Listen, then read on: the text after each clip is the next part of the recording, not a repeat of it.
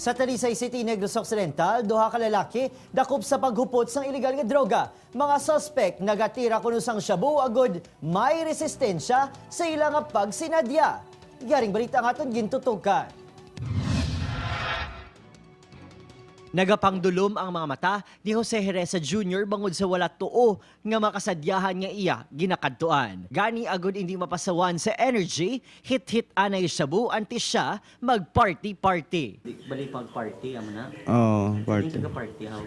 May okasyon kasi may atinan. Amo na pagamit ko din. Ang kaupod sininga si Ansel Magbanwa ang wala pa may saan kabulan nga nahilway matapos ang duha ka tuig nga pagkahunong sa presuhan. Nanginbantog ini sa pagduso sa droga sa barangay. Subong balik selda ini matapos na dakpan sa kapareho nga kaso. Dahil sa Carmila, Tapos bulpila ko nila gaging takop. ara sa 45,000 pesos ang street value sang droga nga na-recover sa Mag-Abyan. Panindugan sang isa, wala man sala sa droga nga sa iya nagadala sang wala untat nga resistensya. Kung depende kung saan, may party mo na magamit. Kung di man sila sige-sige, gamit-gamit. Di. Kaso sa paglapas ng RA 9165 o Comprehensive Dangerous Drugs Act of 2002 ang pangatubangon sang duha nga sa presuhan maga-party-party kaupod sang ila mga kosa. Upod si Reynald Castillo, Adrian Prietos.